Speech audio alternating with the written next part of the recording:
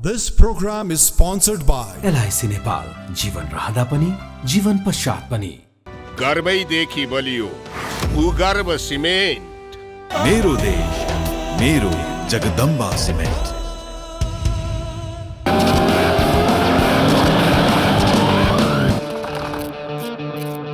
स्वाद जस्तो अनार प्रिमियम राइस।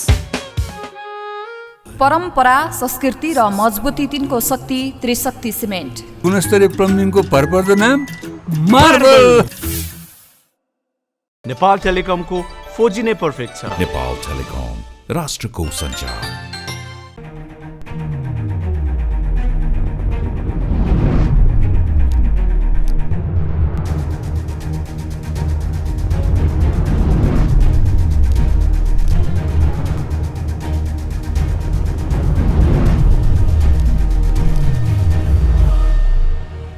नमस्कार आदि दर्शक, आजको जनता जान्न चाहन्छन् कार्यक्रममा हामी नेपाल कम्युनिस्ट पार्टी एमाले भित्र फेरि पनि विवाद बल्झिएको छ। 10 बुँदे कार्यान्वयनमा समस्या देखिएको छ। पार्टी अध्यक्ष केपी शर्मा ओलीले स्पष्ट रूपमा भन्नुभएको छ 10 बुँदेको औचित्य छैन, यो समाप्त भयो, अब हामीले 10 बुँदेको गीत गाउन छोडौँ। तर भीमराव लगायत शीर्ष नेताहरूको एउटा मत छ 10 बुँदेले नै एमालेलाई बचाउन सक्छ, सञ्जीवनी बुटी दिन सक्छ, त्यसैले 10 बुँदे कार्यान्वयन हुनै पर्छ। कसरी होला त 10 बुँदे कार्यान्वयन? अब एमाले पार्टीभित्रको यो विवादको समाधान अब कसले निकाल्न सक्ला त? पार्टी अध्यक्ष केपी शर्मा ओली अब पेलेरै लाने रणनीतिमा हुनुहुन्छ। उहाँ शक्तिशाली बन्दै जानुभएको छ पार्टीभित्र। आज देशभरि एमालेको वडा अधिवेशन सुरु भएको छ र एमाले एउटा सन्देश दिएको छ पार्टीहरूलाई अधिवेशन गर्न सकिन्छ भनेर। काङ्ग्रेसलाई दिएको छ, काङ्ग्रेसले अधिवेशन गर्न सकेन, तर एमालेले आज देशभरि वडा अधिवेशन सम्पन्न गरेको छ। पार्टी अध्यक्ष केपी शर्मा ओलीले आज केन्द्रीय कार्यालयबाट उद्घाटन गर्नुभएको छ। आजको कार्यक्रममा हामी यसबारेमा पनि विशेष रूपमा चर्चा गर्न चाहन्छौँ र आज हामी प्रधानमन्त्री शेरबहादुर देउवाले एमसिसी पारित गराउनको लागि जुन पहल गरिरहनु भएको छ, एमसिसी देशको हितमा छ, जनताको हितमा छ, नेपालको ऐन कानुन र संविधान अन्तर्गत छ भनेर उहाँले खुलस्त पार्नु भएको छ र उहाँले अर्ली इलेक्सनको पनि कुरा गर्नुभएको छ। अब वैशाखमा निर्वाचन गर्नुपर्छ, त्यो सम्भव छ। आजको कार्यक्रममा हामी यसबारेमा पनि विशेष रूपमा चर्चा गर्न चाहन्छौँ र आज हामी देशको हरेक विषयवस्तुमा छलफल गर्न चाहन्छौँ। आगामी राजनीति अब कसरी अगाडि बढ्ला देशको? प्रधानमन्त्री शेरबहादुर देउवाले अब साँच्चीकै एमसिसी पारित गराउन सक्नुहुन्छ? 5 दलीय गठबन्धनमा एकमत छ। गठबन्धन के हुन्छ? टुट्छ? सङ्कटमा छ? धेरैले भन्न थालेका छन्। आज हामी यसबारेमा पनि विशेष रूपमा चर्चा गर्न चाहन्छौँ र आज हामी प्रधान न्यायाधीश चोलेन्द्र शमशेर जबरा यतिखेर अदालतमा पनि उहाँ समस्यामा हुनुहुन्छ। उहाँ चौतर्फी घेराबन्दीमा हुनुहुन्छ। नेपाल बारले आज स्पष्ट रूपमा रिपोर्टर्समा भनिसक्यो, बारका अध्यक्षले आज खुलस्त पार्नु भएको छ हामीले प्रधान न्यायाधीशको राजीनामा मागेका छैनौँ भनेर चन्द्रेश्वर श्रेष्ठले बताउनु भएको छ। आज हामी यसबारे पनि चर्चा गर्न चाहन्छौँ र साँच्चै अदालत किन आज राजनीति पार्टीको अखडा बनिरहेछ, के कारणले? आज प्रधान न्यायाधीश चोलेन्द्र शमशेर जबरामाथि किन धेरै प्रश्नहरू खडा भयो, के कारणले? आजको कार्यक्रममा हामी समग्र देशको राजनीति विषयवस्तुमा चर्चा गर्दैछौँ। हाम्रो बेसमा एमालेको उपाध्यक्ष पूर्व उप प्रधानमन्त्री डाक्टर भीमराव हुनुहुन्छ। डाक्टर साहब, तपाईँलाई म जनता जान्न चाहन्छु, कार्यक्रम स्वागत गर्न चाहन्छु। धन्यवाद। अब तपाईँलाई एमालेबाट निष्कासन गर्ने केपी शर्मा ओलीको रणनीति छ, बुझ्नु भएको छ राम्रोसँग? यदि कसैले त्यो सोचेको छ भने त्यो हास्यास्पद कुरा हो। आज उहाँले भनिसक्नुभयो भीमरावले काम गर्न नसकेर राजीनामा दिनुभएको हो संविधानबाट।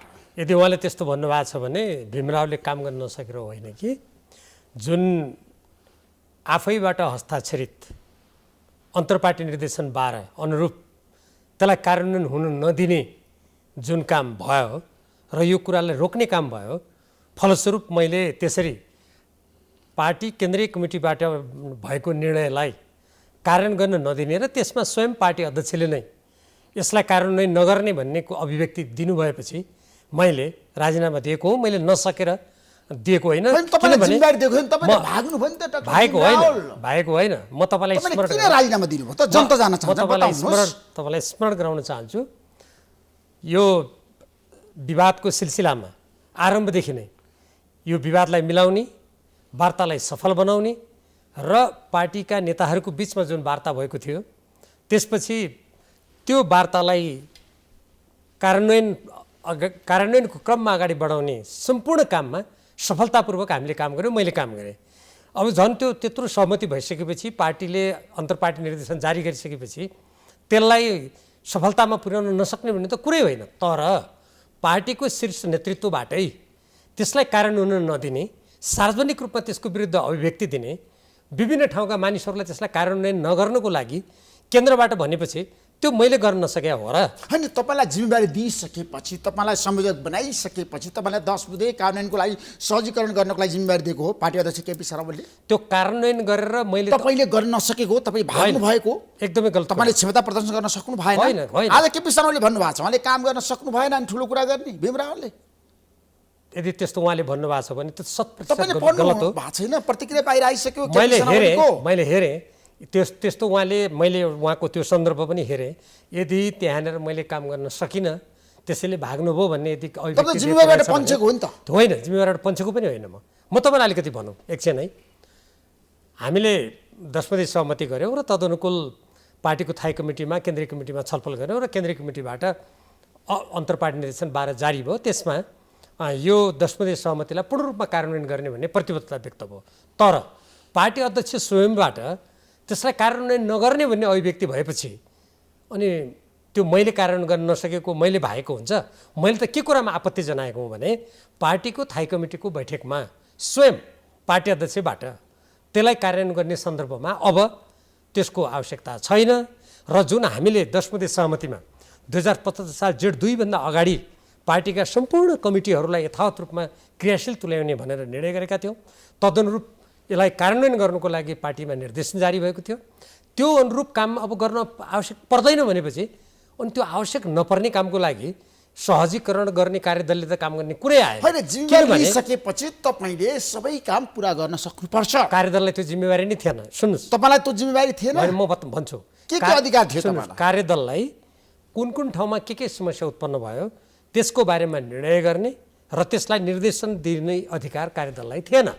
कार्यदलले केवल त्यो सम्बन्धी समस्या के हुन् त्यसलाई कसरी समाधान गर्ने भन्ने विचार निर्माण गर्न सक्थ्यो र त्यो विचार निर्माण गरेको कुरा पार्टी अध्यक्ष र कमिटीमा राख्न सक्थ्यो। हामीले विचार निर्माण गरेर कमिटीमा राख्यौँ। मैले त ठोस प्रस्तावै राखेको छु।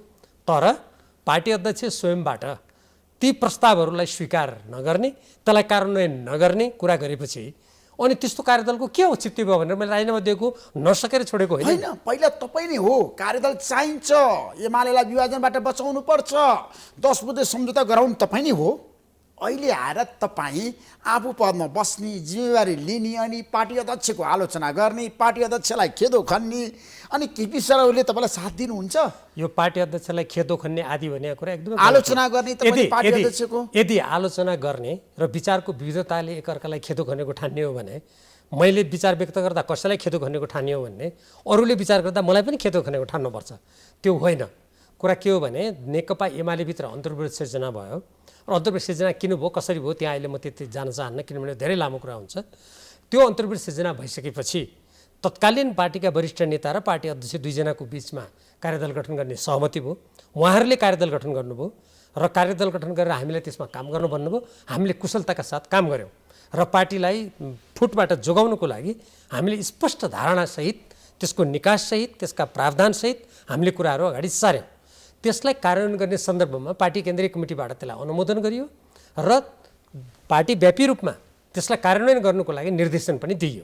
अब त्यो निर्देशनलाई कार्यान्वयन गर्ने सन्दर्भमा जहाँ जहाँ समस्या उत्पन्न भयो ती समस्याहरूमा पार्टी अध्यक्ष स्वयंले त्यसलाई समाधान गर्न नचाहेपछि र थाई कमिटीको बैठकमा अब त्यसको औचित्य छैन भन्ने अभिव्यक्ति दिएपछि अनि त्यो कार्यान्वयन नभएको कुरा हाम्रो टाउकोमा आउँछ र जसले रोक्यो, जसले गर्न दिएन, ती व्यक्तिहरू जिम्मेवार। अधिकांश ठाउँमा कार्यान्वयन भइसक्यो। भीम रावलको सुदूरपश्चिममा केही जिल्लामा बाँकी छ, त्यसमा पनि भीम रावलको कारणले गर्दाखेरि तपाईँले चाहिँ आफ्ना मान्छे राख्नुपर्छ भनेर भन्नु पर्यो। त्यो हास्यास्पद तर्क हो। लेखराज भट्टले भन्नुभएको छ मसँग। त्यो जुनसुकै व्यक्तिले भने हास्यास्पद तर्क म भन्छु तपाईँलाई साँचो कुरा। 10 बुँदे सहमति अन्तर्गत र अपानी 12 अन्तर्गत 2075 साल जेठ 2 गतिको अगाडिको स्थितिमा पार्टीका सम्पूर्ण कमिटीहरू, जनसङ्गठनहरू र प्रवासका सम्पूर्ण कमिटीहरूलाई क्रियाशील तुल्याउने भन्ने कुरा स्पष्ट रूपमा उल्लेख छ। यो कुरा पटक पटकका सामूहिक छलफल, पार्टी अध्यक्षसँग भएका कुराकानी, पहिले पार्टी अध्यक्ष र तत्कालीन वरिष्ठ नेता माधव कुमार नेपालको बिचमा भएका कुराकानी सम्पूर्ण रूपमा ती कुरामा सहमति कायम गरिएको थियो। तर जब हामीले सहमति गरेर अब यसलाई कार्यान्वयन गर्ने कुरा भयो र त्यही बिचमा जुन पार्टीमा विभाजनको स्थिति देखा पर्यो, माधव कुमार नेपालजीले अर्को पार्टी निर्वाचन आयोगमा दर्ता गर्न जानुभयो, त्योभन्दा अगावै पार्टी अध्यक्षसँग हामीले सामूहिक रूपमा छलफल गर्दाखेरि पनि सम्पूर्ण कुरा तय भएका थिए। तर अहिले जब स्थिति परिवर्तित भयो अलिकति, त्यसपछि त्यसलाई कार्यान्वयन गर्ने सम्बन्धमा र ती कमिटीहरूलाई पूर्ववत फर्काउने कुरामा स्वयं पार्टी अध्यक्ष तत्पर हुनु भएन र देशका विभिन्न भागहरूमा, कतिपय ठाउँ सुदूरपश्चिममा मात्र होइन, बागमतीमा पनि छ, अरू जिल्लामा पनि छ त्यो समस्या 10 बुँदे कार्यान्वयन भएको। थुप्रो वडामा समस्या छ, देशभरिकै समस्या छ 10 बुँदेको। देशभरिका कैयौँ वडामा समस्या छ, जनसङ्गठनमा समस्या छ, प्रवासमा समस्या छ, सुदूरपश्चिममा समस्या छ, काठमाडौँ भित्रै यहाँका वडाहरूमा समस्या छ। त्यसै कारणले हामीले के भन्यौँ भने यी सम्पूर्ण समस्याहरू समाधान गरेर जाउँ र समस्या समाधान कसरी गर्ने, 10 बुँदेमा हामीले जे सहमति गरेका छौँ, हामीले अन्तर्पार्टी निर्देशन 12 मा जे भनेका छौँ तदनुकूल त्यसलाई समाधान गरौँ भनेर हामीले धारणा राख्यौँ। अनि तपाईँहरूले राख्नुभयो। तर केपी शर्माको एउटा तर्क छ, माधव कुमार नेपाललाई ल्याउनको लागि, एमालेलाई इन्ट्याक्ट राख्नको लागि, एकताबद्ध बनाउनको लागि चाहिँ 10 बुँदे गरिएको हो। अब माधव कुमार नेपालले एमाले छोडेर गइसकेपछि किन चाहियो क्या 10 बुँदे? त्यो तर्क नै गलत हो। कसरी गलत हो? तपाईँलाई म स्मरण गराउँछु, पार्टीको लागि पार्टी विभाजन गर्ने जुन क्रम सुरु भयो, त्यो क्रम सुरु हुनुभन्दा अगावै 10 बुँदे भएको कुरा साँचो हो त्यो विवादको बेलामा। तर पछि जब माधव कुमार नेपालजीहरूले निर्वाचन आयोगमा शनाखत गरेर पार्टी अलग खोल्ने प्रक्रियामा उहाँहरू जानुभयो र उहाँहरू त्यो प्रक्रियामा गइसकेपछि उहाँहरू 10 गते शनाखतको लागि जाने स्थिति बन्यो र त्योभन्दा अगाडि 7 गते नै 6 गते नै हाम्रो बिचमा छलफल भयो र जब पार्टी विभाजन हुने भएपछि त्यो विभाजनबाट रोक्नको लागि र हाम्रो पार्टीलाई एकताबद्ध राख्नको लागि पार्टी अध्यक्षसहित उहाँकै निवासमा लामो छलफल भएर त्यसमा सहमति भयो। एउटा कुरा। दोस्रो, पार्टी विभाजन भइसकेपछि केन्द्रीय कमिटीले, म तपाईँलाई स्मरण गराउँछु, पार्टी विभाजन रोक्नको लागि 10 बुँदे सम्झौता गरिएको हो नि त। तपाईँ कुरा सुन्नुहोस् न, मेरो कुरा सुन्नुहोस् न। पार्टी विभाजन भने एकजना जाने मात्रै कुरा हो र? हजारौँ कार्यकर्ताको कुरा छ यहाँ। नेपाल लगायत धेरै नेता एमाले छोडेर उहाँले नयाँ पार्टी गठन गरिसक्नु। मेरो कुरा सुन्नुहोस् न, नेकपा एमालेमा जुन त्यति बेला विवाद भयो त्यसमा दुई पक्षको स्थिति भयो, अनि माधव कुमार नेपालजी र अहिले जो साथीहरू छुट्टै पार्टी खोलेर जानुभएको छ उहाँहरू मात्रै हो र? देशमा अरू हजारौँ कार्यकर्ता, देश र प्रवासको प्रश्न छ नि, हामी पनि छौँ नि। त्यसकारण तपाईँहरूको लागि 10 बुँदे गरिएको होइन नि त। त्यो पूर्ण रूपमा गलत हो। केपी शर्माले भन्नुभएको छ भीमरावको लागि, घनश्याम भुसालको लागि गरिएको होइन, योगेश भट्टको लागि गरिएको होइन, युवराज घिमिरे अमृत बोराको लागि, साकेर भीमा आचार्यको लागि गरिएको होइन 10 बुँदे। त्यो भनेको 10 बुँदे त माधव कुमार नेपाल, जल्लाद खनालहरूलाई रोक्नको लागि गरिएको थियो। तपाईँले भन्दा मलाई बढी थाहा होला नि, म कार्यदलमा काम गर्ने मान्छे, पार्टीका नेताहरूसँग छलफल गर्ने मान्छे, मलाई भन्न दिनुहोस् न। यदि कसैले त्यो तर्क गर्छ भने त्यो कुतर्क हो, त्यो गलत हो। हामीले देशभरिका सम्पूर्ण कार्यकर्ताहरू जो दुई पक्षमा विभाजित थिए, त्यो दुई पक्षमा विवाद हुने अवस्था नहोस् भन्नको लागि गरिएको हो। त्यसमा अमुक व्यक्ति नेताहरू स्वाभाविक रूपमा माधव कुमार नेपालजी जतिको वरिष्ठ नेता नजानुहोस्, झलनाथ खनालजी जस्तो नजानुहोस् भनेर सोच्नु त स्वाभाविकै हो नि। उहाँहरू त त्यो अग्रिम पंक्तिको नेतै हो नि नेकपा एमालेको। त्यो सोच अवश्य पनि थियो, त्यो थिएन भन्ने होइन। तर उहाँहरू 2 जना 3 जना मात्रै नजानुहोस्, अरू गए पनि हुन्छ भनेर सोच्या हो र? देशमा पार्टी भनेको त नेताहरू अवश्य नै बढी चर्चित हुन्छन्, उहाँहरूको भूमिका बढी हुन्छ। तर पार्टीको हजारौँ नेता र कार्यकर्ताको जुन पंक्ति छ हो, त्यो सम्पूर्ण पंक्तिलाई एकताबद्ध गर्नुको लागि ल्याइएको, कसैले 1-2 जना व्यक्तिलाई ल्याउनुको लागि ल्याइएको बचाउनलाई 10 बुँदे सम्झौता गरिएको हो। तपाईले फुटिसक्यो, अब व्याख्याता होइन नि, उचित छैन भन्ने केपी शर्माको भनाइ छ। तपाईको व्याख्याता होइन, त्यसको कार्यदलमा काम गर्ने व्याख्याता केपी शर्मा ओली हो। म पनि होइन कार्यदलमा काम। किन होइन? म हुँ नि कार्यदलमा। एमालेको अध्यक्ष व्याख्याता होइन? होइन, म कार्यदलमा बसेर व्याख्याता होइन त। सुन्नुहोस् एकछिन, उहाँ पनि हो व्याख्याता, म पनि हो। अझ कार्यदलमा व्यावहारिक रूपमा काम गर्ने हामी 11 जना हौँ, सबभन्दा बढी त्यसका व्याख्याता। र हामीले नेताहरूसँग परामर्श गरेर त्यसका सम्पूर्ण दफाहरूको व्याख्या गरेका हौँ। त्यसैले जे होस्, मुख्य कुरा के हो भने यसरी पार्टीको सम्पूर्ण पंक्तिलाई विभाजित हुन नदिनको लागि र पार्टीलाई एकताबद्ध बनाउनको लागि गरिएको थियो सहमति हो। अहिले त्यो फलानु व्यक्तिलाई राख्नको लागि गरिएको थियो वा अब यसको औचित्य सिद्ध भन्ने जुन तर्क दिने कुरा हो, यो के हो त भने अन्ततः यसको परिणाम के हुन्छ भने जुनसुकै कारणले होस्, मान्छेले बुझेर होस् वा नबुझेर होस्, त्यति बेला नेकपा नेपाल कम्युनिस्ट पार्टी विभाजित भयो, अर्थ भङ्ग भयो। नेकपा एमाले र नेकपा माओवादी केन्द्र पुनर्जीवित हुने अवस्था बन्यो। त्यो नै एउटा ठुलो षड्यन्त्रको अङ्ग थियो। त्यसपछि नेकपा एमाले एउटा सिङ्गो पार्टीको रूपमा रहने भयो। अब यस्ता तर्कहरू दिएर मान्छेहरू जोसुकै जाउन् न, यदि कोही मान्छेले पार्टी छोड्यो भने खुसी मनाउने, यी मानसिकता कस्ता हुन् भने बाँकी रहेको नेकपा एमालेलाई पनि अन्ततः सिद्ध्याउने तर्कहरू हुने। हामीले केपी शर्माले भनिसक्नु माधवका नेपाल झल्लाद खेला जाँदा केही फरक पर्दैन एमालेलाई, अब भीम रावलले कराएर हुन्छ। यस्ता दृष्टिकोणहरू यदि कसैले राखेको छ भने यस्ता दृष्टिकोणहरू यी कुनै पार्टी र देशको हित चिताउने दृष्टिकोणहरू होइनन्।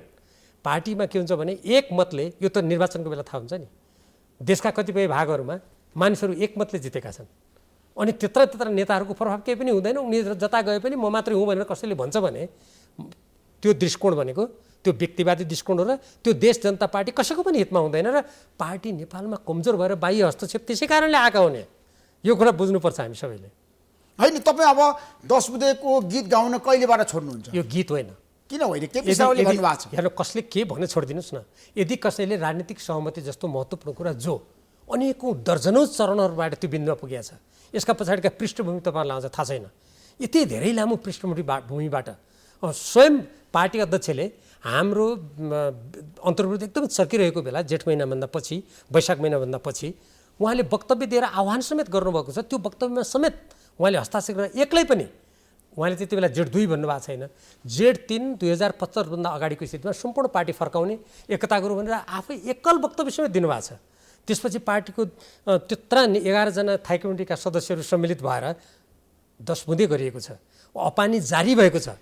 यति काम गरेर अझ त्यस बिचमा 35-36 चरण त अनौपचारिक वार्ता भएको छ 8-8 जना थाई कमिटीका सदस्यहरूको बिचमा। हामीले कयौँ प्रयास गरेका छौँ। यति धेरै प्रयासबाट नेकपा एमालेलाई बचाउने, नेकपा एमालेलाई बचाएर एकैछिन मेरो कुरा सुन्नुहोस् न तपाईँ, मेरो कुरा सुन्नुहोस् न अलिकति। त्यो कुरा पुरा नगरेर तपाईँ कसरी बुझ्नुहुन्छ र श्रोताले कसरी बुझ्नुहुन्छ? त्यसपछि त्यो पार्टीलाई बचाएर राष्ट्रको दीर्घकालीन राजनीतिमा समेत सकारात्मक प्रभाव पार्ने उद्देश्यबाट यो कदम चालिएको। यो कुनै कसैलाई लहर चलेर डाँडामाथि बाँसुरी बजाएर जनता मरे भनेर गाएको गीत होइन। यो देश जनतालाई बचाउनुको लागि चालिएको राजनीतिक पाइला हो। यो राजनीतिक पाइलालाई गीत के यस्ता संज्ञा दिनु भनेको के हो भने यो सहमति र पार्टी एकतालाई होच्याउने कुरा हो। र पार्टी एकतालाई होच्याउने मान्छेले अन्ततः राष्ट्रको स्वाधीनतालाई होच्याउँछ। यो बुझौँ कुरा, त्यस्तो होइन। त्यसो भए तपाईँ अब एमाले छोडेर माधवमा नेपालको पार्टी नेपाल कम्युनिस्ट पार्टी एकीकृत समाजवादीमा जाँदै हुनुहुन्छ। यो हास्यास्पद तर्क हो। यदि मैले बाहिर चर्चा सुरु भइसक्यो, चर्चा थालिसके मान्छेले चर्चा हेर्नुहोस्, यो लोकतन्त्र हो। अब एमालेमा बस्न सक्नुहुन्न। यो लोकतन्त्र हो। यो यस्तो होला, कतिपय मानिसहरूलाई जुन मैले देशभक्तिपूर्ण कुरा गरेको छु, यो नेकपा एमालेलाई राष्ट्रको हितमा समर्पित होस् भन्ने चाहेर म जुन भित्रै पनि सङ्घर्ष गरिरहेको छु, यो मान्छेले छोडिदिएदेखि यो पार्टीलाई यस्तै खालको तरिकाले कुनै राष्ट्रको लागि आवाज उठाउन नसक्ने बिन्दुतिर धकेल्न सकिन्छ कि भनेर कसैले यस्ता मान्छे गइदिएदेखि सजिलो हुन्थ्यो भन्ने कसैलाई लागेको हुनसक्दछ। तर यो पार्टीमा त मैले झन्डै 50 वर्ष काम गरेको छु ऋषिजी। यसमा मेरो धेरै पसिना बगेको छ, रगत पनि बगेको छ। अनि म जस्तै कयौँ मानिसहरूको यसमा रगत पसिना बगेको छ। अनि यो पार्टी भने कुनै व्यक्ति विशेषको अनि कसैले छोडेर गयो हुने, यदि कसैले त्यस्तो तर्क गर्छ भने त्यो तर्क भनेको पार्टी चलाउने सामूहिक भावना होइन, त्यो व्यक्ति केन्द्रित, स्वार्थ प्रेरित र परपीडक धारणा हो। त्यस्ता धारणाले देश पनि बन्दैन, पार्टी पनि बन्दैन, जनताको सेवा पनि गर्न सक्दैन। आज तपाईँसँग एमालेमा एकजना पनि छैनन् क्या तपाईँको पछाडि, डाक्टर भीम रावल। तपाईँले सर्वेक्षण गर्नुभएको छ र? होइन, मैले बुझेको छु। तपाईँले अनुसन्धान गर्नुभएको छ? तपाईँको कुन परियोजना छ त्यस्तो अनुसन्धान गरेर भीम रावल एक्लै छ भन्ने? भन्नुहोस् त तथ्याङ्क। जस्तो स्थायी समितिको कुरा गर्न चाहन्छु म। हिजोको बैठकमा तपाईँले नोट अफ डिसिसन लेख्नुभएको हो, असहमति व्यक्त गर्नुभएको हो। तपाईँलाई 7 दिन एकजनाको नाम भन्नुहोस् त। तपाईँलाई म भन्छु, बताउनु। मैले सुन्नुहोस्, मैले 10 बुँदे सहमतिको कार्यान्वयनको सम्बन्धमा वार्ताका पृष्ठभूमि सहितको धारणा त्यहाँ राखेको थिएँ। मैले त्यो कार्यसूची नै थियो त्यो विषयमा। मैले धारणा राखिसकेपछि थाई कमिटीका नेताहरू बोल्नुभएको थियो। बोल्ने 100% नेताहरूले मैले राखेको धारणामा समर्थन जनाउनु भएको थियो र उहाँहरूले त्यो 10 बुँदे सहमति र अपानी 12 कार्यान्वयन हुनुपर्छ भन्नुभएको थियो। कतिपय नेताहरूले त यो 10 बुँदे सञ्जीवनी बुटी हो र नेकपा एमालेको एकतालाई कायम राख्नुको लागि यो अत्यन्त महत्त्वपूर्ण हो र यो अनुसार काम गर्नुपर्छ भनेर धेरैले बोल्नु भएको थियो। धेरैले बोल्नु भयो, तर तपाईँ बाहिर निस्किँदाखेरि तपाईँको साथमा म बाहिर कोही निस्किने पनि कुरा रहेन नि। म बाहिर कहाँ तपाईँले राजीनामा दिँदाखेरि आज कोही छन्? राजीनामा त अरू सबै संयोजकले अरूले दिनुभएको छ राजीनामा कार्यदलबाट? होइन, राजीनामाबाट कार्यदलबाट अरूले राजीनामा दिन्छन् घनश्याम दिँदैन। भुषालले दिनुभयो कार्यदलबाट सुन्नुहोस् न, राजीनामा? कसैले राजीनामा दिएन अनि भने तपाईँ मात्रै होइन मेरो राजीनामा कुरा दिने? सुन्नुहोस् न, राजीनामा दिनु र मैले राखेको धारणामा समर्थन कसैले गरिरहेको थिएन भन्ने फरक कुरा हो। तपाईँको धारामा कसले समर्थन गरे त? मेरो एकजनाको नाम भन्नुहोस् ल। तपाईँ मेरो कुरा सुन्नुहोस् न, पहिले मेरो कुरा सुनेपछि तपाईँलाई थाहा हुन्छ। तपाईँ पार्टीको कमिटीमा त हुनुहुन्न थियो नि। मेरो कुरा सुन्नुहोस् न, पार्टीको थाई कमिटीमा अहिलेसम्म कार्यदलमा भएका कामहरू र 10 बुँदेको महत्त्व, अपानी 12 कार्यान्वयन गर्ने सम्बन्धमा जति पनि थाई कमिटीका नेताहरूले बोल्नुभएको थियो सबैले ती समर्थन गर्नुभएको थियो, सबैले। अब कुनै पदबाट कसैले छोड्न खोज्दा अरूले त्यो पद छोड्न मानेन भन्दैमा राजनीतिक धारणा, त्यो विचार, त्यो प्रस्ताव अरूले स्वीकार गरिरहेको थिएन भन्ने अर्थ लाग्छ। सबैले स्वीकार गर्नुभएको थियो, त्यसलाई स्वीकार नगर्ने एकजना व्यक्ति हुनुहुन्थ्यो, उहाँ हो पार्टी अध्यक्ष। उहाँ हो पार्टी अध्यक्ष केपी शर्मा ओली हो, त्यसैले त मैले राजीनामा दिएँ। त्यत्रो थाई कमिटीका सदस्य केपी शर्मा ओलीसँग झगडा गरेर एमाले झगडा होइन, सक्नुहुन्छ? यो झगडा हो र। उहाँ त आज सर्वै सर्वा एकल नेतृत्वमा एमालेलाई उहाँले लिएर जानु भएको छ र उहाँ सी जिनपिङ मोडलमा एमालेलाई लिएर जान चाहनुहुन्छ। बहुदलीय व्यवस्थाको पत्रकार भएर तपाईँले राजनीतिक दलका सन्दर्भमा चाहे कोही अध्यक्ष होस् चाहे कुनै पदको व्यक्ति होस्, ती व्यक्ति सर्वेसर्वा हुन्छन् अनि त्यहाँ कुनै विधि हुन्न, कुनै पद्धति हुन्न। एमाले आज विधि मेरो कुरा प्रक्रिया र सुन्नुहोस् न, पद्धति छ। तपाईँले यो कुरा पुरा नगरेर डाक्टर राहुल, तपाईँले बिचमा कुरा काट्ने अलि धेर भयो तपाईँको आज।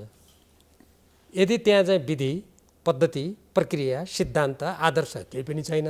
अब पार्टी भने त यो बहुदलीय व्यवस्थामा कुनै एकल सर्वेसर्वा हुन्छ भने तपाईँको मान्यता हो भने म त्यो मान्यतासँग सहमत छैन। हाम्रो प्रणालीमा राजनीतिक दल भनेको सिद्धान्तबाट, नीतिबाट, विधिबाट, राष्ट्रको हितबाट निर्देशित हुन्छ र त्यहाँ कुनै पनि कुरा तथ्यको आधारमा, त्यसको यथार्थ र औचित्यको आधारमा स्वीकृत र अस्वीकृत हुन्छ। कुनै पनि व्यक्ति निरङ्कुश तानाशाही व्यवस्था जस्तो सर्वेसर्वा जे मन लाग्यो त्यही गर्ने कुरा यो राजनीतिक दलको परिकल्पना पनि होइन, यो नेपालको संविधानको परिकल्पना पनि होइन, यो कम्युनिस्ट पार्टीको परिकल्पना पनि होइन। त्यसकारण कुनै व्यक्ति त्यस्तो हुन्छ भन्ने परिकल्पना तपाईँ किन गर्नुहुन्छ? त्यो गलत सोचाइ हो, होइन। त्यसैले हाम्रो पार्टीमा अहिलेसम्म भएका छलफलहरूमा जति पनि कुराहरू आएका छन्, ठिक कुरा पार्टीको हितमा, देशको हितमा आएका कुराहरूमा मैले त जहिले पनि बहुमत सदस्यले त्यसको साथ दिएको देखेको छु। अब कहिलेकाहीँ निर्णायक विचार दिनुपर्दा कुनै नेतृत्वले त्यो कुराको विपक्षमा आफ्नो मत दिन्छ भने त्यो त व्यक्तिको विचार हो नि। अब व्यक्तिको विचार त हुन सक्ने भयो नि त। त्यसो भए मलाई के बताउनुहोस् भन्दाखेरि तपाईँले एमालेको बारेमा अहिलेको विवादको बारेमा यति वृत्तान्त बताइरहँदाखेरि तपाईँ कुनै समय एमालेको शक्तिशाली नेता हो। सुदूरपश्चिममा भीमरावले बोलिसकेपछि सबै तपाईँको साथमा रहन्थे। आज तपाईँको साथमा एकजना सांसद छैन। कसले भन्यो तपाईँलाई? मलाई सूचना छ डाक्टर भीमरावल। गलत हो। सुन्नुहोस्, तपाईँसँग एकजना केन्द्रीय सदस्य छैन सुदूरपश्चिममा। तपाईँको त्यो भनाइ नै गलत हो। त्यो अहिले मैले फलानु छ भनेर यस्तो टेलिभिजनमा मैले किन भन्ने, तपाईँले जे भन्नुभयो त्यो एकदमै गलत हो। एक दोस्रो, तपाईँ हामीले के बुझ्नुपर्छ भने राजनीतिमा राष्ट्रको हितको लागि, जनताको हितको लागि, उचित र सही कुराको लागि मानिसले साथमा एकजना छ कि दुईजना छ कि तीनजना छ कि भन्ने हिसाब गर्ने होइन। तपाईँ आज बहुमतमा देखेका नेताले कुनै बेला अल्पमत भएर एक्लै हिँड्नु परेका घटना तपाईँले देख्नु भएको होला। कुनै घटना विशेषमा, कुनै समयको कालमा मानिस भोट कसैले मतदान गर्दाखेरि त्यो मत अलिकति 2-4वटा कम भयो, 1-2टा कम भयो भन्दैमा अनि राष्ट्र जनताको हितमा बोलेका कुराहरूको औचित्य समाप्त भयो। तपाईँ एक्लै पर्नुभयो, जनताको मत छैन तपाईँसँग, पार्टीको मत छैन भन्ने कुरा त्यो एकदम सतै उडन्ते कुरा हो। तपाईँ आज एक्लै हुनुहुन्छ नि, त्यो कुरा तपाईँले मान्नुपर्छ नि, तपाईँले स्वीकार्नुपर्छ। आज नेकपा एमाले भित्रमा म जुन राष्ट्रको हितमा बोलिरहेको छु, पार्टीमा विधि पद्धति सिद्धान्तको पक्षमा बोलिरहेको छु, म जुन हाम्रो नेपालीहरूको स्वाभिमानको पक्षमा बोलिरहेको छु, यसको पक्षमा नेकपा एमालेका अत्यधिक सङ्ख्यामा रहेका नेता र कार्यकर्ता हुनुहुन्छ, जनता पनि अत्यधिक मात्रामा हुनुहुन्छ।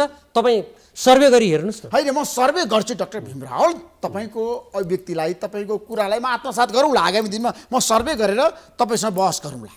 तर मेरो प्रश्न कहाँनिर भन्दा हिजो स्थायी समिति बैठकमा तपाईँ एक्लिनु भयो। एक्लिनु त्यो कुरा तपाईँले मान्नुपर्छ कि स्वीकार्नु? मैले राखेको प्रस्तावमा केपी शर्मा ओलीलाई सबैले साथ दिए, तपाईँका 10 पनि साथ दिए। चुप लागेका मात्रै हुन्।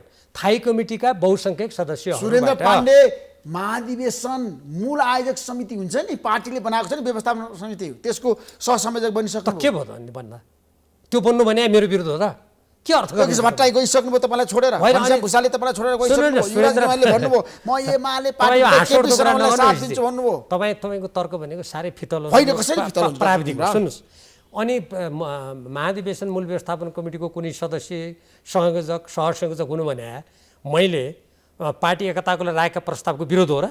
तर तपाईँ हुनुहुन्न नि, फितलो भएन तपाईँको तर्क? पार्टीको हरेक तह तर्कामा तपाईँको भूमिका छैन नि। होइन, मलाई त म त नभएको त्यहाँ, किनभने कि त म त्यसको संयोजक हुनु पर्यो उपाध्यक्षको हैसियतले, होइन? संयोजक रामबहादुर थापाजीलाई बनाइसकेपछि म त्यसको सदस्य हुन्छु त?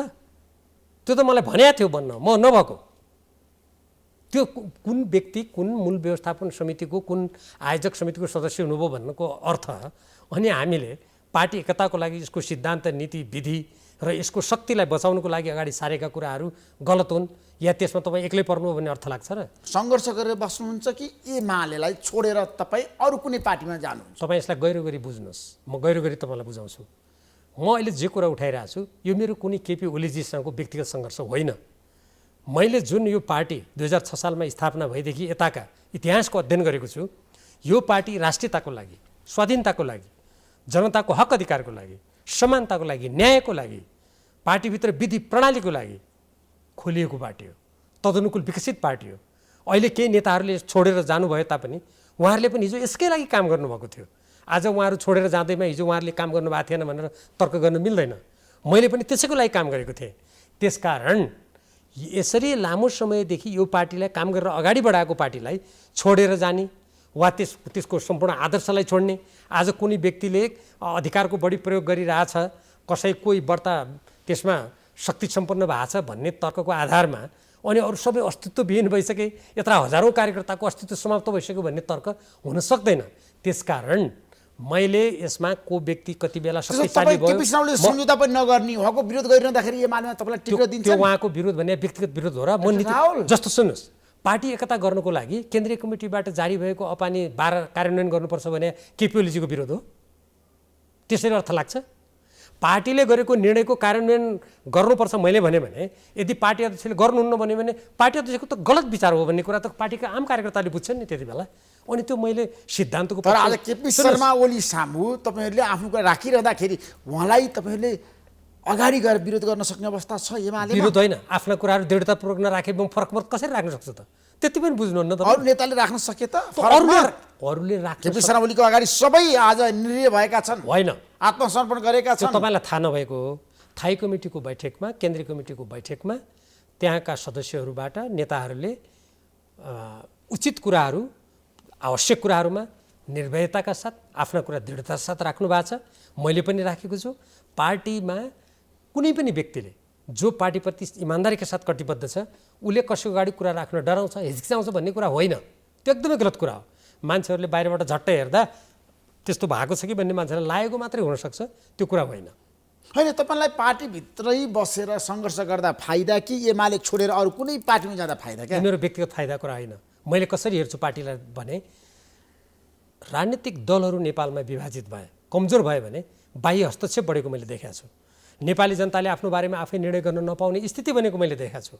त्यसकारण मेरो मूल प्रश्न मलाई कति व्यक्तिगत फाइदा हुन्छ घाटा हुन्छ होइन, म यो राष्ट्रलाई फाइदा कसरी हुन्छ, यो पार्टीहरूलाई बचायो भने नेपाली जनताले स्वाभिमानका साथ आफ्नो बारेमा आफै निर्णय गर्न सक्ने स्थिति कसरी निर्माण हुन्छ, मेरो त्यो प्राथमिकता हो। यदि व्यक्तिगत घाटा फाइदाको कुरा गर्ने हो भने हेर्नुहोस्, त्यस्तो व्यक्तिले नि राजनीतिक दलको नेता हुनै व्यर्थ छ। किनभने जो व्यक्ति आफ्नो व्यक्तिगत स्वार्थमा निर्लिप्त भएर अगाडि जान्छ, विदेशको अगाडि झुक्छ, घुँडा टेक्छ, नेपालीको स्वाभिमान झुकाउँछ, त्यस्तो व्यक्तिलाई नेता होइन, त्यस्तो व्यक्तिलाई आफ्नो व्यक्तिगत निस्वार्थको लागि राजनीतिक व्यापारी भन्नु सुहाउँछ। ठ्याक्कै भन्नुहोस् है तपाईँले, आज खुलस्त पार्ने म नेकपा एमाले बस्नुहुन्छ कि माधवका नेपालको पार्टी जानुहुन्छ? आज सिधा प्रश्न सिधा उत्तर दिनुहोस्। तपाईँको प्रश्नै उचित छैन। किन छैन भने रामकुमारी झाँक्रीले भन्नुभएको छ भीमराव के भने लुरु परेर हाम्रो पार्टी आउनुहुन्छ, केपी शर्माले उहाँलाई पेलिसक्नुभयो। मानिसहरू नि एउटा गीत छ नि, फुलको आँखामा फुलै संसार, लुरु गर्ने बानी परेकाहरूले त्यस्तो सोच्लान्। मैले मेरो जीवनका भरि राष्ट्रको स्वाधीनता, पार्टीको आदर्श, सिद्धान्त र जनताको स्वाभिमानको विपरीत आजसम्म न हिजो पञ्चायती निरङ्कुशताको अगाडि झुके, न त्यसपछि तपाईँलाई थाहा छ नि देशमा जब राजाले सोझै आफ्नो हातमा अधिकार लिएको बेला झुके, अनि अहिले लुर्लुरु पर्छ भन्ने ती त आफूले व्यवहार त्यस्ता गर्ने व्यक्तिहरूका ती चिन्तन हुन्। म त्यता टिप्पणी गर्दिनँ। सामु तपाईँ टिक्न सक्नुहुन्छ एमालेमा, बस्न सक्नुहुन्छ? होइन, यो कुनै व्यक्तिको अगाडि टिक्ने र बस्ने कुरा हो र? उहाँको विरोध म गरिरहेको नेकपा एमालेमा छु नि, उहाँको विरोधमा राजनीति हो र? म सही कुराको पक्ष पोषण गर्छु, गलत कुराको विपक्षमा उभिन्छु। यदि राष्ट्रको हित तपाईँ केपी शर्मा ओलीको त विरोधी नेताको रूपमा पार्टीभित्र देखिनुभयो नि त। त्यो के भने संकीर्ण मान्छेहरूले सोच्ने कुरा हो। म केपी शर्मा ओलीको विरोधी होइन, म नेपालको राष्ट्रियता, नेपालको संविधान, नेपाली जनताका भावना, आकांक्षा, विधि, प्रणाली, पद्धति विपरीत भएका कुराहरूलाई रोक्नको लागि त्यस्ता विषयहरू उठेका बेला अग्रसर भएको अवश्य हो। अनि त्यो जस्तो भन्नुहोस्, उदाहरणको लागि प्रतिनिधि सभा विघटन भयो।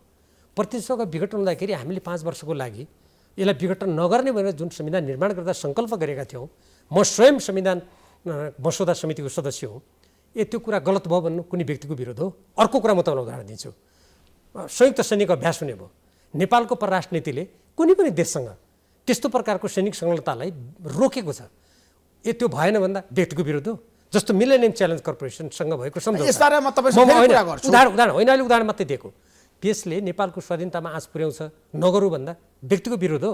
त्यस कारण मान्छेले हेर्नुहोस्, कहिलेकाहीँ हेर्ने दृष्टिकोण र विश्लेषण गर्ने क्षमता कमजोर भएर हो वा पूर्वाग्रही भएर हो वा कुरा बुझी बुझ पचाएर के भनिठान्छन् कहिलेकाहीँ मान्छे भने नेपालको हितको कुरा गर्यो भने भारतको विरोध गर्यो, अमेरिकाको विरोध गर्यो, कुनको चिनको जापानको विरोध गर्यो भन्ने जो मान्छे भन्छन् नि, मैले तपाईँकै कार्यक्रममा भनेको छु, ती मान्छेहरूको मन नेपाली मन होइन। उनीहरू नेपालको हितको कुरा गर्यो भने अब नेपालको हित र स्वाधीनताको कुरा गर्यो, बाहिरको देशले यहाँ हस्तक्षेप गर्न नपाउने भनेर अर्को देशलाई खुसी पार्नको लागि नेपालको पक्षमा बोलेको कुरालाई उनीहरू अर्को देशको विरोध ठान्छन्। त्यस्ता तर्कको कुनै औचित्य छैन।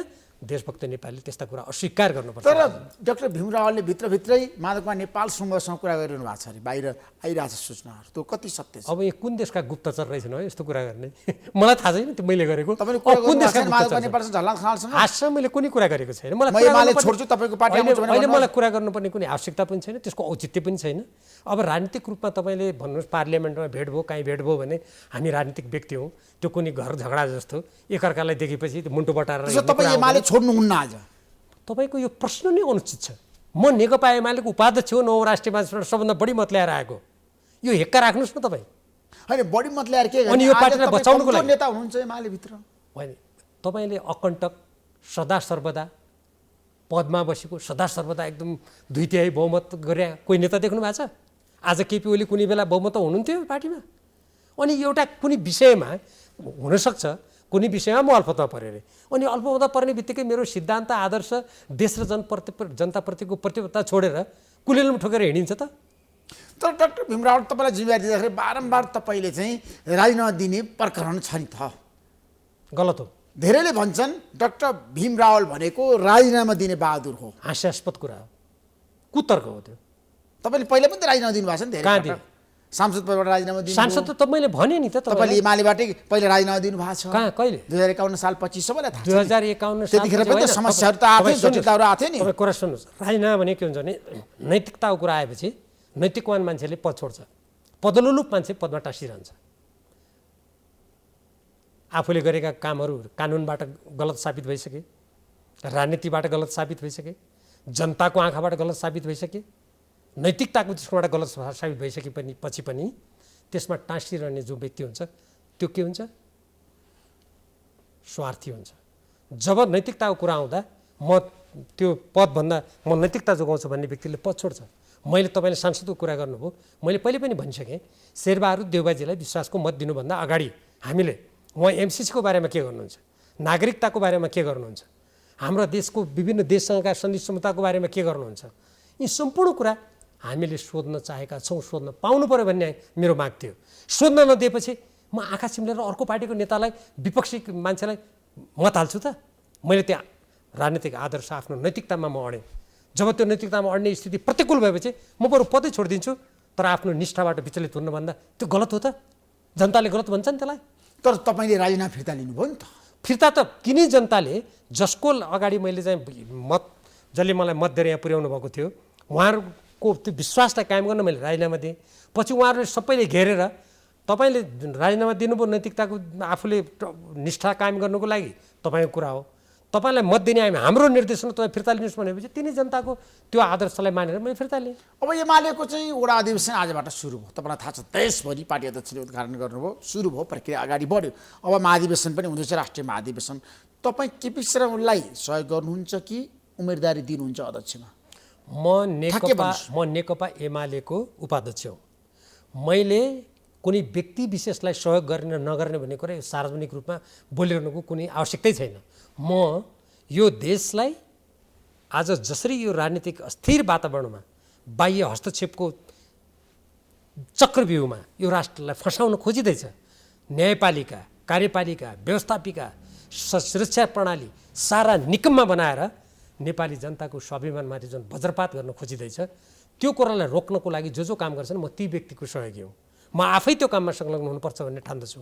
त्यसकारण यो कुनै पदको लागि, कुनै स्वार्थको लागि, कुनै व्यक्ति विशेषको समर्थन विरोध गर्ने विषय नै होइन। जहाँसम्म तपाईँले महाधिवेशन कमजोर हुनुभएको छ नि, कमजोर भने के, असुरक्षित भने के, जो व्यक्तिले रात दिन आगामी महाधिवेशनमा तपाईँहरूको अवस्था त शून्य भइदियो भने के गर्ने? चुनाव हार्नु, जुन व्यक्तिले रात दिन राजनीति भनेको देश जनताको स्वाभिमान र हितको लागि काम गर्ने मञ्च हो, त्यो क्षेत्र हो भन्ने कुरा नसोचेर रात दिन सपनामा पनि मेरो पद, धन, सम्पत्ति, अझ कतिपय मान्छेले पशुपतिको वर्णनालमा जाउन्जेल पनि मेरै त्यही पद भनेर जसले सोध्छन् उनीहरूलाई हुने कुरा, चिन्ताको कुरा हो त्यो। मैले महाधिवेशनमा कार्यकर्ता र प्रतिनिधिहरूबाट कुनै पद विशेषमा प्रतिस्पर्धा गरेर त्यसबाट आउनुपर्छ भन्ने भावना भएपछि आयो भने त्यो पनि उचित कुरा हो। त्यसको लागि कुनै पदमा गएर सेवा गर्ने कुरा पनि राम्रै हो। तर त्यो भएन भने पनि अनि व्यक्तिको मान्यता, उसका सिद्धान्त, उसका आदर्शहरू ती पानीको फोका फुटे जस्तो फुट्छन् र फुट्दैनन्। यो कुरा बुझ्नुपर्छ। त्यसो भए महाधिवेशनमा तपाईँ केपी शर्मा ओलीको पक्षमा उभिन सक्नुहुन्न? ठ्याक्कै म आफ्नै पक्षमा उभिन्छु नि। कसको पक्ष भन्ने के प्यानल खडा भएको छ? तपाईँको पनि समूह हुन्छ त एमालेभित्र? होइन, समूह तपाईँले गुट निर्माण गर्नुहुन्छ? होइन, तपाईँलाई सोध्नु भने जुन कसैको अमुक व्यक्तिको या पार्टी अध्यक्ष कसैको पक्षमा विपक्षमा जुन उभिने तपाईँले कुरा गर्नुभयो, अहिले के प्यानलको घोषणा भएको छ र कसैको पछि विपक्षमा उभिने कुरा छ र? होइन, अब त महाधिवेशन आइसक्यो त, जुन दिनदेखि उम्मेदवारीको कुरा होला त्यही बेला थाहा हुन्छ नि त। तपाईँ अध्यक्षको उम्मेदवार हो? म अहिले कुनै पनि पदको उम्मेदवार होइन। कुनै पनि पदको उम्मेदवार होइन, अहिलेसम्म होइन। किन भन्दाखेरि को व्यक्ति कुन पदमा उम्मेदवार हुने भन्ने कुराको प्रक्रिया नै आरम्भ भएको छैन। अनि यो समयभन्दा अगावै यस्ता कुरा गर्ने कुरा कस्तो हुन्छ भने त्यो साह्रै हलुकको कुरा हुन्छ। त्यसो एमालेको महाधिवेशन हुन्छ समयमा? त्यो त हुन्छ। तपाईँलाई विश्वास छ? किन नहुने? हुन्छ। हुन्छ। केपी शर्मा ओली फेरि अध्यक्ष बन्नुहुन्छ? होइन, को अध्यक्ष बन्छ भन्ने त महाधिवेशनपछि थाहा हुन्छ। सबैले भनिसके केपी शर्मा ओली नै हो, निर्विकल्प, उहाँको विकल्प छैन, उहाँ अध्यक्ष बन्नुहुन्छ। मान्छेले कुनै पनि व्यक्तिको पक्षमा फलानु अध्यक्ष हुन पाए हुन्थ्यो या हुन्छ भनेर अभिव्यक्ति दिन पाइन्छ यो लोकतन्त्रमा। तर को व्यक्ति अध्यक्ष हुन्छ भन्ने कुरा त्यो महाधिवेशनमा प्रतिनिधिले मत दिइसकेपछि मात्रै थाहा हुन्छ। त्यसो अहिले केपी शर्मा ओली अध्यक्ष हुन्छ भने तपाईँ भन्न सक्नुहुन्न? म त यो प्रक्रिया नै आरम्भ नभए मैले यो बोलेँ भने म जस्तो फितलो मान्छे दुनियाँमा को ठहरिएला? अब महाधिवेशनको उम्मेदवारीको प्रक्रिया नै सुरु भएको छैन। पोखरेलले भन्नुभएको छ, सुभाष चन्द्र नेमाङले भन्नुभएको छ। मैले तपाईँलाई भने नि यो लोकतन्त्रमा वाक स्वतन्त्रता, विष्णु पौडेलले भन्नुभएको छ मसँग केपी शर्मा ओलीको विकल्प छैन भने। यो वाक स्वतन्त्रता भएको देशमा कुनै व्यक्तिले कोही अध्यक्ष हुन्छ, कोही महासचिव हुन्छ, अर्थात् कसैले मै उम्मेदवार हुन्छु भनेर कसैले बोल्छ भने त्यो कुन आश्चर्यको कुरा भयो? त्यसमा एमाले अब फुट्दैन? एमालेलाई त नफुटोस् भनेर म आफू सुरुदेखि नै लागेँ। नफुटोस् भन्ने मेरो कामना हो। तर जसरी राष्ट्रिय र अन्तर्राष्ट्रिय आयामहरू मिलेर नेपालको वामपन्थी आन्दोलनलाई समाप्त गर्न खोजिँदैछ, अब कसैले कम्मर कसेर हामीले यत्रो प्रयास गर्दा गर्दै पनि फुटाउनु खोज्यो भने त्यो त म अहिले कसरी हुँदैन भनेर भविष्यवाणी गर्न सक्छु। मेरो कामना के हो भने आज देशको आवश्यकता नेकपा एमाले मात्र होइन, कुनै पनि राजनीतिक दल विभाजित नहुने, एक भएर आफ्नो राष्ट्रको स्वाभिमान र आफ्नो राष्ट्रको समृद्धिको लागि त्यसले काम गर्नुपर्ने आजको आवश्यकता हो। त्यसैले नेकपा एमाले विभाजित हुनु हुँदैन। अहिले जति विभाजन भएको छ यो पनि दुःखको कुरा हो, यो हुनु हुँदैन। त्यो यसको समीक्षा गर्नुपर्छ। जो व्यक्तिहरू यो विभाजनका कारकहरू छन् उहाँहरूले ठिक गर्नु भएन भन्ने मेरो धारणा हो। त्यसो भए अब लागौँ एमसिसीतिर। आज नेपाली जनताको हितमा छ एमसिसी भनेर प्रधानमन्त्री शेरबहादुर देउवाले सुदूरपश्चिममा पुगेर भन्नुभयो र नपढिकन नबुझिकन एमसिसीको विरोध गर्ने डाक्टर भीम रावल तपाईँ, उहाँले त तपाईँलाई भन्नुभएको छ, चेतावनी दिनुभएको छ ऋषिजी। देशको प्रधानमन्त्रीले। ऋषिजी, मैले मेरो कुरा नकाटिकन मलाई बोल्न दिनुहोस् है यो कुरा, किनभने यो धेरै कानुनी प्राविधिक कुरा भए हुनाले आदरणीय श्रोता जनसमुदायलाई यो कुरा राम्ररी बुझ्ने अवसर दिनुहोस्। म सबभन्दा पहिले देशका प्रधानमन्त्री शेरबहादुर देउवाजीले नपढिकन यस्तो गर्यो भनेर जुन भन्नुभएको छ, म उहाँलाई पहिले सुझाव के दिन्छु भने सम्झौता उहाँले राम्ररी पढ्नुहोस्। म उहाँलाई यहीँबाट चुनौती दिन्छु, यो सम्झौता मेरो हातमा छ, यो सम्झौता मैले दर्जनौँचोटि पढिसकेँ। यो मात्रै होइन, यसको पछाडि यसको कार्यान्वयन सम्झौतादेखि लिएर अरू 8-9वटा जो सम्झौताहरू प्रतिनिधि सभामा पेश भएका छैनन्, जनताले पढ्न पाएका छैनन्, शेरबहादुरजीको पनि टेबुलमा ती सम्झौता छन् कि छैनन् मलाई शङ्का छ। मैले त्यो समेत अध्ययन गरेको व्यक्ति हुँ म यहीँबाट चुनौती दिन्छु। र अर्को, म उहाँलाई सबभन्दा पहिले उहाँले त्यहाँ सुदूरपश्चिममा गएर मैले उहाँकै सस्वर सुनेको, उहाँले के भन्नुभएछ भने एमसिसी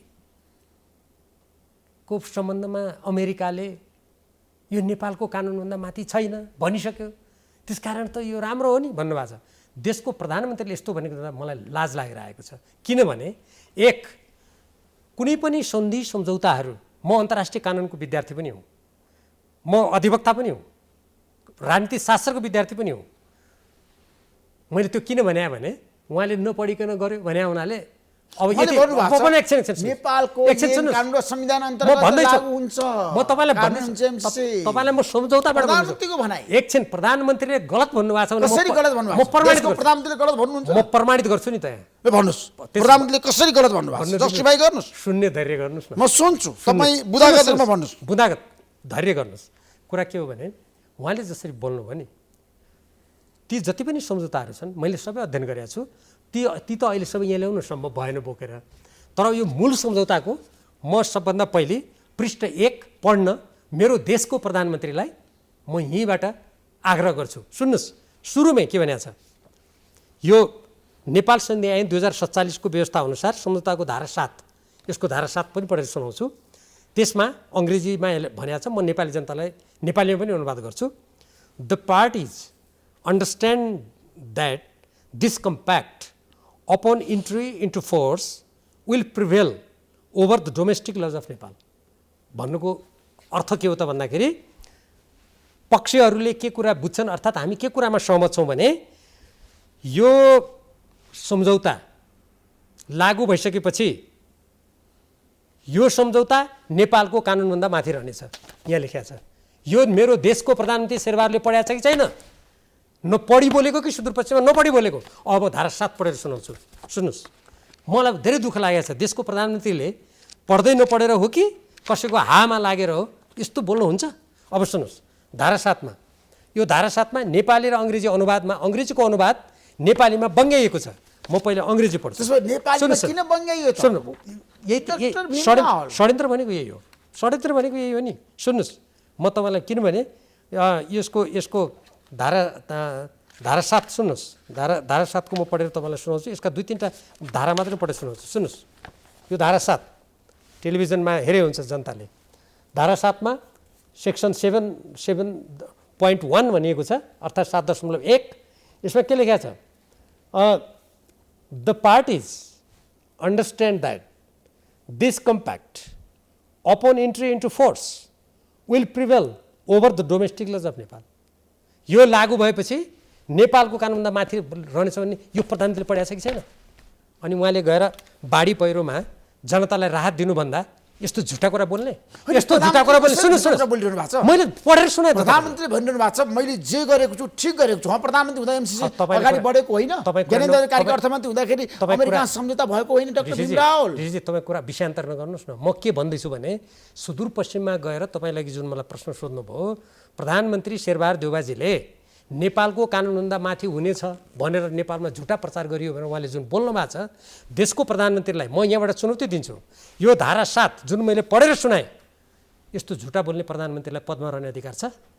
म यहीँबाट चुनौती दिन्छु। बनाएको प्रधानमन्त्री होइन शेरबहादुर देउवा, तपाईले हस्ताक्षर गरेको होइन, अदालतमा तपाईँ गएर कुनै व्यक्तिले बनायो भन्दैमा आदेश भएको होइन, अदालतले उहाँलाई बनाइदिएको होइन प्रधानमन्त्री। कुनै व्यक्तिले बनायो भन्दैमा उसले अहिले आएर तपाईले राजीनामा माग्न मिल्छ?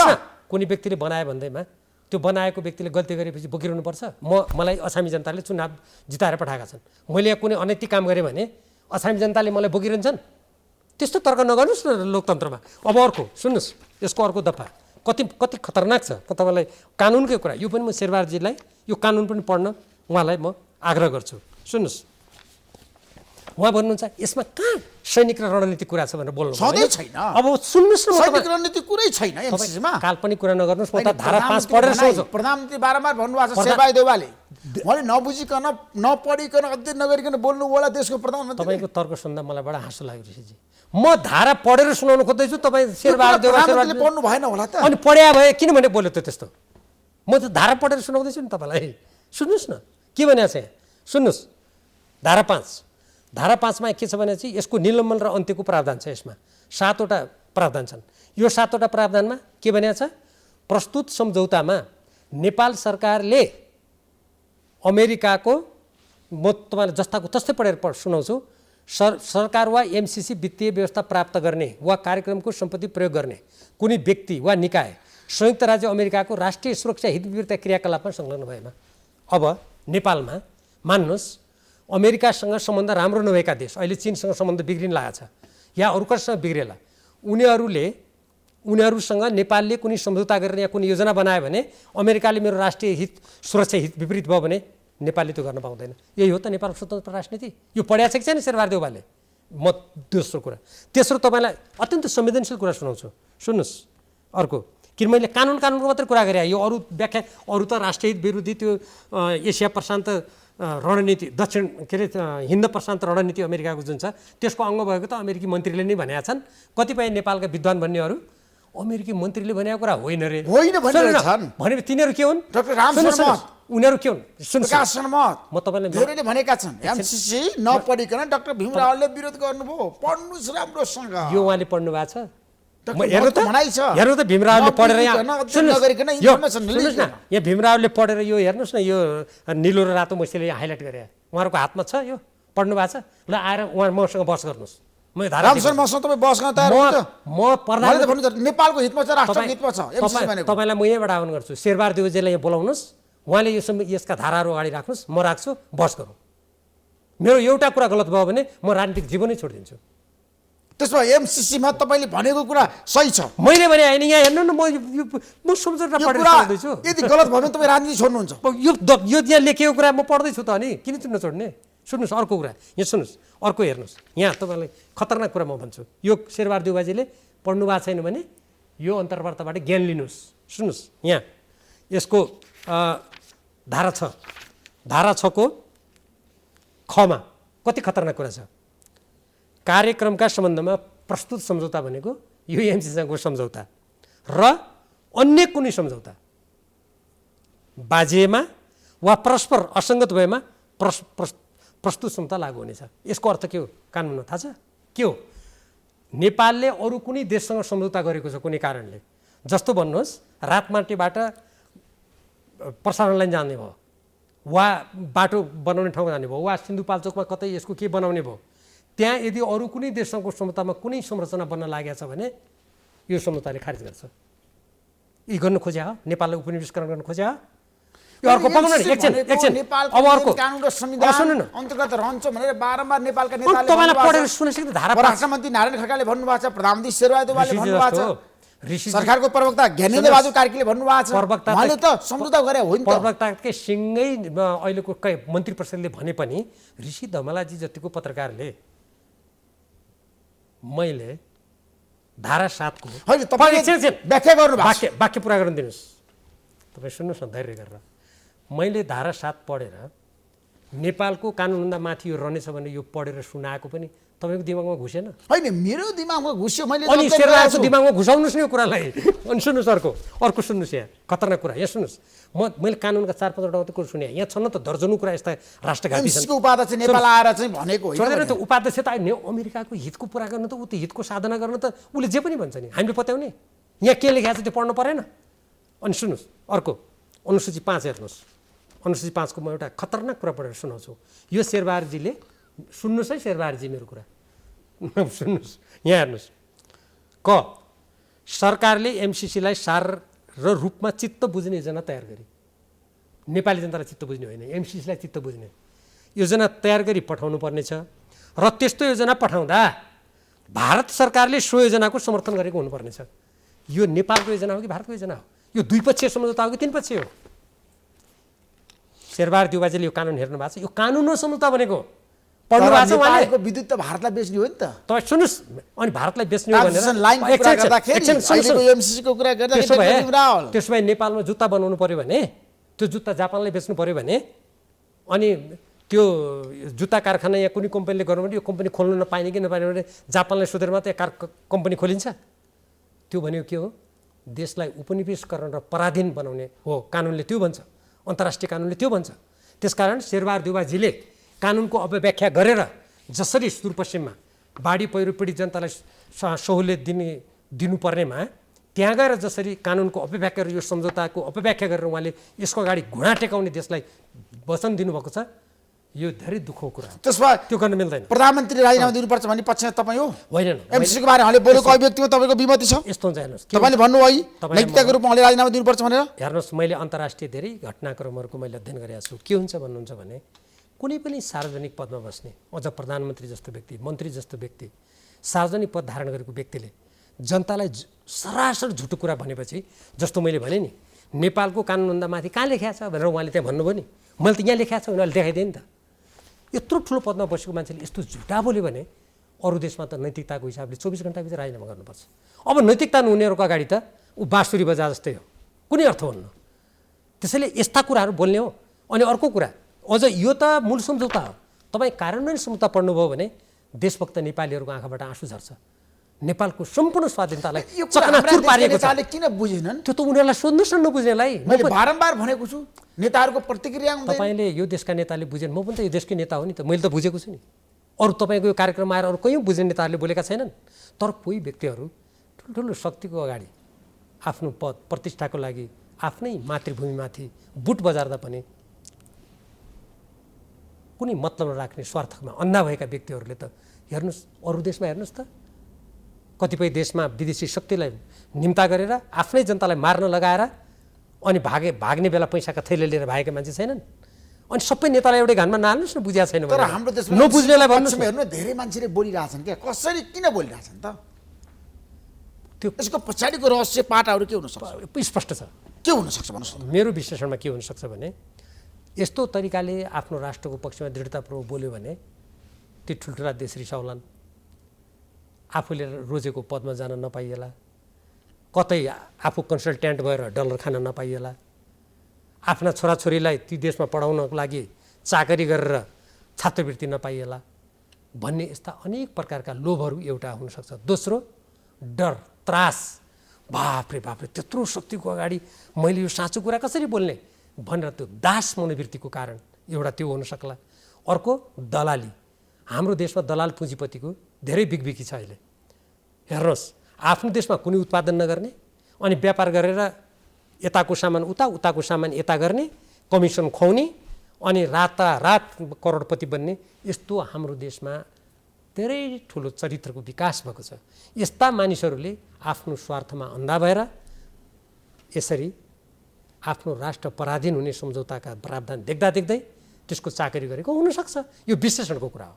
एमसिसी भनेको नेपालमा मात्रै आएको अनुदान होइन, अरू देशमा पनि यो अनुदान अनि यस्तै सम्झौता भएको छ, अध्ययन गरेका छन्। सुन्नुहोस्, मैले आइबिएनदेखि कुरा सुन्नुहोस्, तपाईँलाई थाहा छैन राष्ट्रले लिएको छ। ऋषिजी, मैले माफ गर्नु होला, मैले भारतदेखि तपाईँलाई थाहा छैन भन्दा सुन्नुहोस्, तपाईँलाई थाहा छैन भन्दा बङ्गलादेशदेखि धेरै देशको कुरा नाम सुन्नुहोस् लिन न, चाहन्छु। तपाईँलाई थाहा छैन भन्दा तपाईँको चित्त दुख्ला। मैले यो मिलेनियम च्यालेन्ज कर्पोरेसनको सुरुदेखि कसरी अमेरिकी राष्ट्रपतिले यसको सुरुवात गर्नुभयो, यसको कानुन कसरी बन्यो, त्यो ऐनमा के लेखेको छ, पहिलो देश को थियो, त्यो देशमा भूमिमाथि कुरा गर्दाखेरि त्यहाँ कसरी सैनिक विद्रोह भयो, अरू देशका सम्झौताका स्वरूपहरू के छ, मैले सम्पूर्ण अध्ययन गरेको छु कार्यदलमा। सुन्नुहोस्, अहिले तर्क के आएछ भन्दा म तपाईँ र तपाईँ मार्फत जनतालाई जानकारी गराउँदिनुहोस्। विकास विरोधी नेता हो, उहाँ कसैको इसारामा चल्नु भएको छ, चाइनाको तपाईँलाई सहयोग छ अरे बाहिर चर्चा। अनि त्यसो भए मैले नेपालको राष्ट्रिय हितको कुरा गर्दा नेपालको कानुन मिच्ने सम्झौता नगरौँ भन्दा चाइनाको सहयोग भनेर कसैले त्यस्तो मूर्खतापूर्ण प्रश्न कुरा सोध्छ भने अनि खुलेआम राष्ट्रको स्वाधीनतालाई मिचेर नेपालको स्वाधीनता सिद्ध्याउने कसका दलाल हुन्छ त्यसो भए? आज भनिदिनुहोस् तपाईँ, खुलासा पार्नुहोस्, खुलासा गर्नुहोस् डाक्टर भीमराव। तपाईँले खोज्नुहोस्, मैले भनिसकेँ। नेपालको स्वाधीनताको पक्ष भनेको कुनै चिनको पक्ष लिएको, कुनै भारतको पक्ष लिएको ठहर्दैन। तर अरू देशहरूको 6-7 अरब वर्षमा बढी आयो भने 55-56 अरबको कुरा हो। 13 करोड डलर त नेपालले आफै दिन्छ त्यहाँ। यो बुझ्नुहोस् तपाईँ, यो कुनै कसैको अनुदान मात्र आधारित होइन। नेपालको त्यत्रो ठुलो रकम एमसिसीलाई अनुदान दिने रे यहाँ लेखिया छ, पढ्नुहोस्। र त्यो अनुदान यदि यो मिलेनियम च्यालेन्ज कर्पोरेसनको सम्झौताको बिचमा काम गर्दा अलमल भयो भने नेपाललाई फिर्ता पाउने प्रावधान समेत छैन यहाँ। अरू त थुप्रा प्रावधानहरू मैले धेरै व्याख्या पनि गरिसकेँ यहाँ होइन। त्यसको कुरो के हो भन्दाखेरि कुनै पनि देशसँग, म एउटा मेरो कुरा सुन्नुहोस्, यो गम्भीर कुरा छ। अमेरिका, भारत, चीन, जापान जोसुकै देश छन्, ती देशहरूसँग हामीले कुनै पनि विकास अनुदान ऋण लिँदा हाम्रो देशको प्राथमिकता अनुकूल, हाम्रो देशको हितमा हामी लिन सक्छौँ। मैले त्यो लिनुहुन्न भनेको छैन। तर आफ्नो मातृभूमिको स्वाधीनतालाई समाप्त गरेर आफ्नै आमाको छातीमा विदेशी बुट बजारेर अनि केही अरब र केही करोड रुपियाँ लिएर म देशको विकास गर्छु, म भयङ्कर विकासवादी हुँ भन्ने कुरा त्यो फजुल कुरा हो। अहिले तपाईँ हेर्नुहोस्, महालेखाको परीक्षणको प्रतिवेदन एकदमै व्यापक रूपमा प्रस्तुत गर्ने प्रभावकारी पत्रकार तपाईँ हो। मैले सुनेछु तपाईँको व्याख्या। हेर्नुहोस् त त्यहाँ कति खरबको दुरुपयोग छ। एउटै एनसिएलबाट 75 अरब रुपियाँ कर उठाएर आज वासिङटनमा मुद्दा चलिरहेछ। अनि आफ्नो देशको अरबौँ खरबौँ दुरुपयोग गर्ने अनि आफ्नै देशको स्वाधीनतालाई खत्तम पार्नको लागि त्यो जाबो 50 करोड डलरको पछाडि एउटा देशलाई बेच्न सकिन्छ? अनि मलाई विकास विरोधी भन्ने? अनि नेपालमा पहिले योभन्दा अगाडि जुन बेला विदेशी सहयोग लिइँदैन थियो त्यो बेला नेपाल भन्ने देश थियो कि थिएन? एमसिसी पारित हुनुहुन्न भन्ने पक्षमा तपाईँ हुनुहुन्छ। कुनै पनि हालतमा यथास्थितिमा पारित गर्नु हुँदैन भन्ने तपाईँको तर्क। प्रत्येक देशभक्तको तर्क हो, मेरोमा त होइन। तपाईँ याद गर्नु, तर प्रधानमन्त्री लगायत देशव्यापी आन्दोलन छ यो। अमेरिका रिसायो भने ठुलो किसिमको समस्या आउँछ। के आउँछ? के हो त्यो समस्या? अनि अमेरिका रिसायो भने देशमा समस्या आउँछ भन्ने, अनि त्यसो भए अमेरिका रिसाउँछ, भारत रिसाउँछ, चीन को रिसाउँछ भनेर आफ्नो देशको जिम्मा, देशको स्वाधीनता अर्काको जिम्मा लाउने? यदि कसैले त्यो सोध्छ भने त्यो विदेशीको दलाल हो, राष्ट्रघाती हो, नेपाली जनताको शत्रु हो। अब तपाईँले चिनेको प्रधानमन्त्री शेरबहादुर देउवा, उहाँले त बारम्बार भनिरहनु भएको छ एमसिसीको विकल्प छैन, यसलाई पारित गर्नुपर्छ, अनुमोदन गर्नुपर्छ भनेर सुरुदेखि केपी शर्मा ओली प्रधानमन्त्री हुँदाखेरि पनि उहाँले भने हो, पार्लियामेन्टमा भनेको ल्याउनुहोस् एमसिसी पारित गर्नुहोस् भनेर। अब उहाँ आफै प्रधानमन्त्री भन्दाखेरि एमसिसी उहाँले पारित गर्नुभयो भने तपाईँहरू के गर्नुहुन्छ पार्लियामेन्टमा? अरू के गर्छन् तपाईँहरूको सुन्नुहोस् न, अरू के गर्छन् त्यो अरूलाई सोध्नुहोस्। म त्यसको सख्त विरोध गर्छु र म नेपाली जनतालाई आह्वान गर्छु। नेपाली जनता हो, पृथ्वीनारायण शाहले त्यो बेलादेखि निर्माण एकीकरण गरेको नेपाल, अङ्ग्रेजहरूले आक्रमण गर्दा पनि बरु गढी र किल्लाहरूमा हाम्रा पुर्खाहरू लडे, तर यो देश पराधीन भएन। अहिले राजनीतिक दलको नाममा प्रधानमन्त्री भएका एकजना व्यक्तिले राष्ट्रघात गर्नुभयो, यो देशलाई पराधीन तुल्याउनु भयो। नेपाली जनता उठ, यसको विरुद्धमा लड भन्छु, म आफू त्यसको विरोध गर्छु। मैले गर्न सक्ने त्यही हो नि एउटा देशभक्त नागरिकको हैसियतले। त्यसो भए ठ्याक्कै सिधा प्रश्नको सिधा उत्तर डाक्टर भीम रावले जाँदै प्रधानमन्त्री शेरबहादुर देउवालाई तपाईँले राम्रोसँग चिन्नु भएको छ। उहाँ यो देशको 5औं पटक प्रधानमन्त्री बनेको व्यक्ति हो। उहाँसँग आज पार्लियामेन्टमा पूर्ण बहुमत छ र बहुमतको आडमा उहाँले एमसिसी पारित गराउनु भयो र अर्ली इलेक्सनमा उहाँ जानुभयो भने अब एमालेको भूमिका के हुन्छ? केपी शर्मा ओली र शेरबहादुर देउवाको बिचमा केमिस्ट्री मिलिरहेछ। पछिल्लो समय उहाँहरू एमसिसीको पक्षमा दुवैजना आउनु भएको छ। यस सन्दर्भमा म 2-3टा कुरा ठ्याक्कै किन हामीसँग समय यस सन्दर्भमा 2-3टा कुरा एकदम छोटकरीमा भन्छु। एक, यो गठबन्धन हो। गठबन्धनका केही घटकहरूले यो एमसिसी अहिले पारित हुँदैन भनेर जोरदार रूपमा भनिरहनु भएको छ। यदि शेरबहादुर देउवाले पेलेर जानु खोज्यो भने यो गठबन्धन सरकार नै टुट्छ, सरकार ढल्छ। त्यो पार्टीका नेताहरूले भनिरहेछन्। अझै पनि मैले अन्तर्वार्ता देवगुरुले भनिसक्नुभयो। मैले नेकपा माओवादी केन्द्रका प्रमुख सचेतक देव गुरुङजीको अन्तर्वार्ता तपाईँसँग मैले आज सुनेको थिएँ। म उहाँलाई धन्यवाद दिन चाहन्छु। उहाँको त्यो देशभक्तिपूर्ण विचारको म सम्मान गर्छु। उहाँले के भन्नुभएको छ भने यस्तो राष्ट्रघाती सम्झौतालाई जबरजस्ती पास गर्न खोज्यो भने सरकार ढल्छ। मैले भने होइन, यो सरकारको घटक व्यक्तिको आधिकारिक विचार हो त्यो। त्यसैले एउटा कुरा। दोस्रो कुरा, यो सरकार शेरबहादुर देउवाजी आम निर्वाचनमा गएर म यो एमसिसी पारित गर्छु, मलाई बहुमत दियो भनेर आउनुभयो, उहाँलाई त्यो अधिकार छ। यदि उहाँ त बिचबाट एउटा देशको परिस्थितिले प्रधानमन्त्री हुनुभयो, उहाँले यदि जबरजस्ती यसलाई पारित गर्न खोज्नुभयो भने यो नेपाली जनतामाथिको उहाँको ठुलो गद्दारी हुन्छ, धोका हुन्छ र उहाँले नपाएको जनादेश मैले पाएँ भनेर देश र जनतालाई म त पपुलर प्रधानमन्त्री बन्नु भएको छ अहिले शेरबहादुर देउवा भनेको।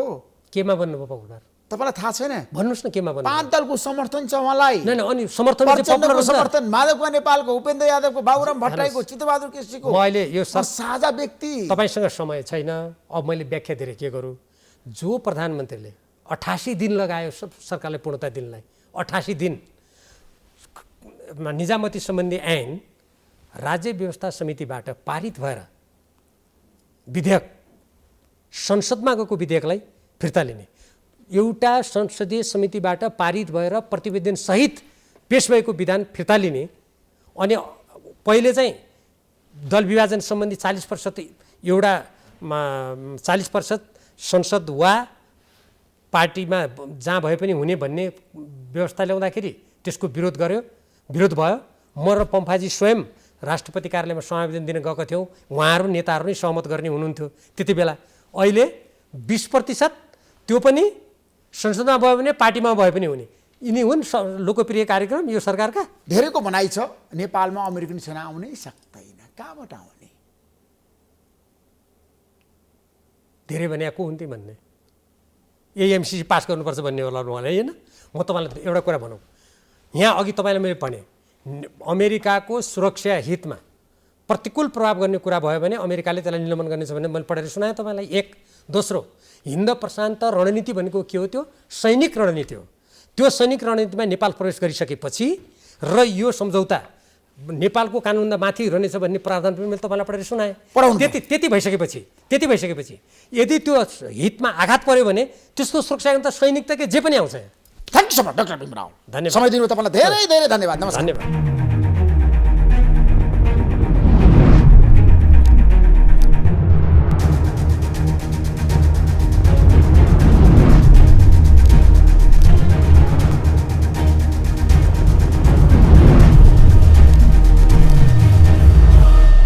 This program is sponsored by LIC Nepal, जीवन रहँदा पनि जीवन पश्चात पनि। गर्वैदेखि बलियो भूगर्भ सिमेन्ट। मेरो देश मेरो जगदम्बा सिमेन्ट।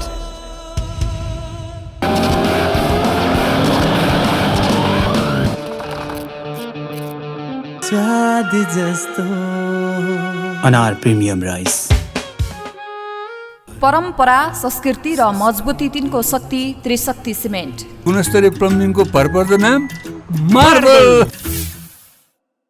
नेपाल टेलिकमको 4G नै पर्फेक्ट छ। नेपाल टेलिकम, राष्ट्रको सञ्चार।